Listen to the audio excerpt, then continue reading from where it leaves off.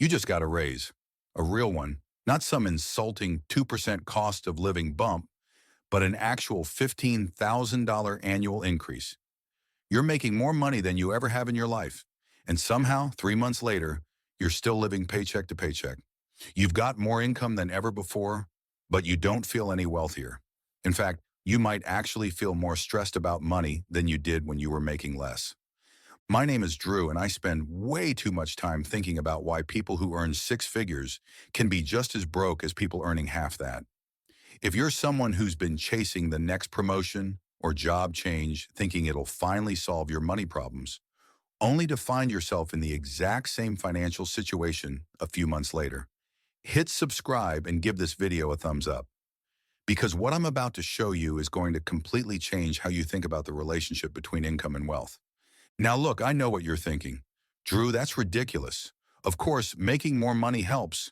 More income means more savings, more financial security, more options. And mathematically, you're absolutely right. If you earn more and spend the same, you'll have more left over. That's just basic arithmetic. Except here's what most people don't realize. When you make more money, you almost never spend the same. You spend more, and not in obvious, irresponsible ways. You spend more in ways that feel completely justified, completely reasonable, completely unavoidable. And those justified increases in spending swallow up your raise faster than you'd think possible. Let me show you exactly how this works, because this is where it gets interesting. There's a phenomenon in economics called lifestyle inflation, or lifestyle creep. It's the tendency for spending to increase whenever income increases. You get a $15,000 raise, and suddenly you're spending an extra $15,000 per year, sometimes more. And the crazy part is, you don't even feel like you're being extravagant. You just feel like you're living normally. Here's the thing. When you were making $50,000 a year, you had a certain lifestyle. You drove a decent car, you lived in an okay apartment, you bought store-brand groceries, you went out to eat occasionally. That lifestyle felt normal for your income level. But the moment you start making $65,000, your brain recalibrates what normal means. That car that was decent at $50,000, now it feels kind of embarrassing at $65,000. Maybe it's time to upgrade. That okay apartment? You can afford better now. Why are you still living here? Those store-brand groceries? You're making good money now. You can afford the name brands, the organic stuff, the nicer wine. None of these individual decisions feel extravagant. Each one feels like a completely reasonable upgrade for someone at your new income level. But add them all up, and you've just spent your entire raise. Now you might be thinking, okay, Drew, but that's just being bad with money. Responsible people don't do that. And here's what most people don't realize. Even financially responsible people do this. Even people who consider themselves good with money. Even people who are actively trying to save. There's a study from the Federal Reserve that looked at what happens when people get significant income increases. They found that for every extra dollar people earned, they saved on average about 10 cents. The other 90 cents? Spent. And these weren't irresponsible spenders. This was across all income levels and financial literacy levels. High earners did it. Low earners did it. Financially savvy people did it. Let me give you a real example. My friend Marcus got promoted from a $60,000 job to an $85,000 job. That's a $25,000 raise. Life-changing money, right? Before the promotion, he was saving about $300 a month. He figured with the extra money, he'd easily save $1,500 per month. A year later, I asked him how much he was saving. He said, about $500 a month. He'd increased his savings by $200 monthly. Out of a $25,000 annual raise, which is about $2,000 per month after taxes, he was saving an extra $200. Where did the other $1,800 go? He moved to a nicer apartment because it's only $400 more, and I can afford it now. He upgraded his car because the old one was having issues and I needed something reliable. He started going to a nicer gym because I need to take care of my health. He upgraded his wardrobe because I'm in a more senior position now. He started eating out more because I'm working longer hours and don't have time to cook. Every single decision was completely rational in isolation, But together they consumed his entire raise. He wasn't being irresponsible. He wasn't buying stupid stuff. He was just upgrading his life to match his new income. And that's exactly the problem. This is what most people don't realize. The relationship between income and financial security isn't linear. Making twice as much money doesn't make you twice as secure. Because as your income goes up, your expenses go up, your expectations go up, and your definition of necessary spending goes up. Here's where it gets even more interesting. Not only does your spending increase, but often your financial stress increases too. Because now you've got more commitments. That nicer apartment comes with a lease. That nicer car comes with a loan.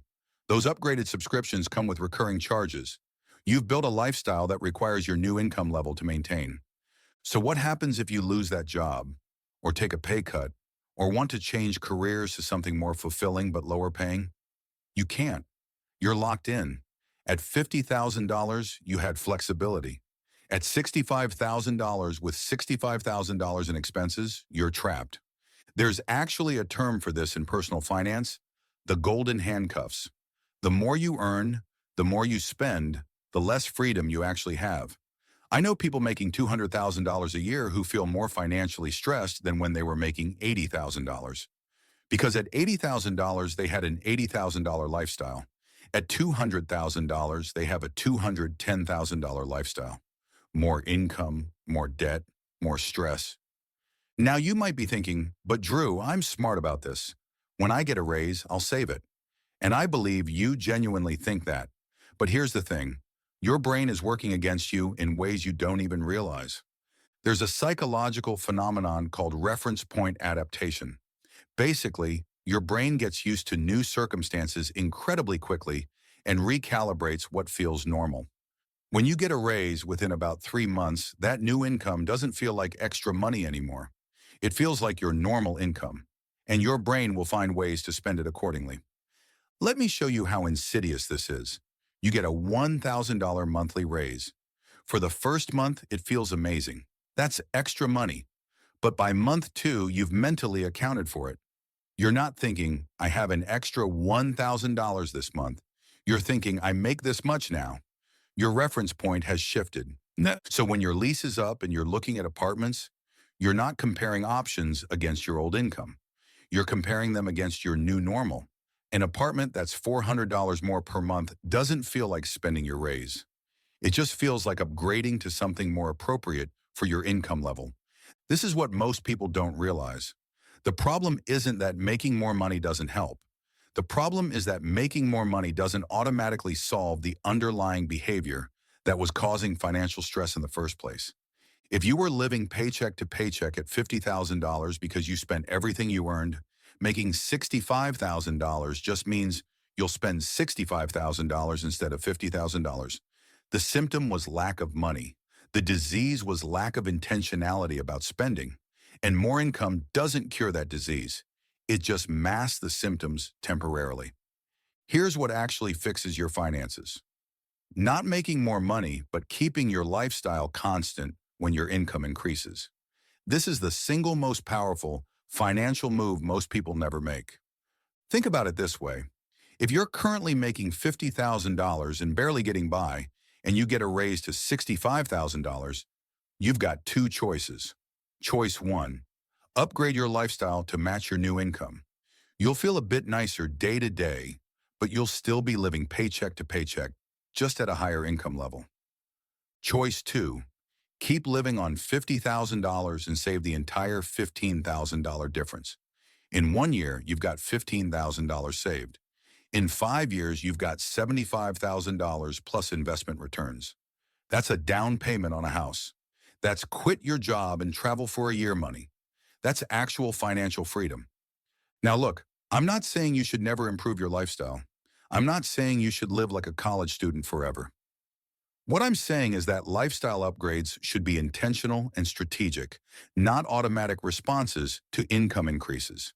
Here's what I want you to do. First, if you get a raise or new job with higher pay, pretend for 3 months that it didn't happen. Keep living on your old income. Let the extra money accumulate in your checking account. Don't touch it. This does 2 things. It prevents that reference point adaptation from happening immediately, and it shows you exactly how much extra you're actually getting after taxes. Second, after 3 months, decide intentionally what to do with that money. Not what can I afford now that I'm making more, but what will actually improve my life and what will just inflate my lifestyle. Maybe you really do need a more reliable car. Fine, but do you need the $45,000 model, or will the $28,000 model solve the actual problem? Third, automate at least half of any income increase straight to savings before you see it. If you get a $1,000 monthly raise, set up an automatic transfer of $500 to savings on payday. You'll still have $500 to improve your life with if you want, but you've locked in half for your future self. Fourth, and this is crucial, get really honest about the difference between needs and wants. You don't need a nicer apartment. You might want one, and that's fine, but it's a want. You don't need to eat out more. You don't need name brand groceries. You don't need the premium streaming services. These might all be things that would make your life slightly more pleasant, but they're not needs. The reason this matters is that needs are non-negotiable and wants are negotiable. When you frame lifestyle inflation as fulfilling needs, you give yourself permission to spend without thinking. When you frame it as wants, you force yourself to decide if this particular want is worth delaying your financial goals. Here's what most people don't realize. Every dollar you spend on lifestyle inflation is a dollar that can't compound in your investment account.